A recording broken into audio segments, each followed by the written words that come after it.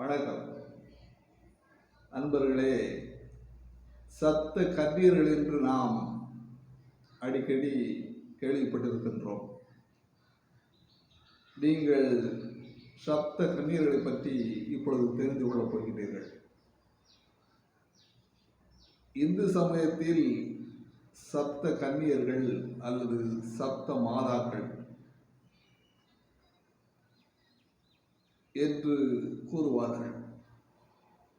அவர்கள் பிரம்மி, மகேஸ்வரி, கௌமாரி, வைஷ்ணவி, வராகி, இந்திராணி, சாமுண்டீஸ்வரி ஆவர். உலகை இயக்கக்கூடிய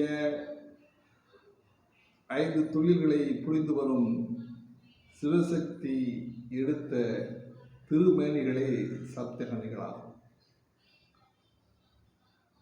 மகாசக்தி பார்வதி சப்த கன்னிகளாக இந்த உலகிற்கு வந்து தொழில்களை இந்த 5 தொழில்களை செய்வதற்காக இந்த பூமியிலே அவதரித்து சப்த கன்னிகளாக மகா சிவசக்தியான பராசக்தி இங்கே அவதரித்தாள் என்று கூறப்படுகின்றன. இன்று நீங்கள் சப்த கன்னியர்கள் யார் என்பதை தெரிந்து கொள்ள வேண்டும் என்பதற்காகத்தான் நான் இந்த தலைப்பிலே இந்த விளக்கங்களை உங்களுக்கு அளித்திருக்கின்றேன். நீங்கள் சப்த என்றால் 7 என்று பொருள். சப்தம், சப்தகிரி என்பது 7 மலை.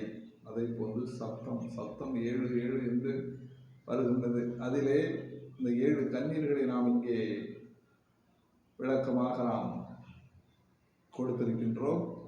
இவர்களை நீங்கள் தெரிந்து கொள்ள வேண்டும் என்பதற்காக.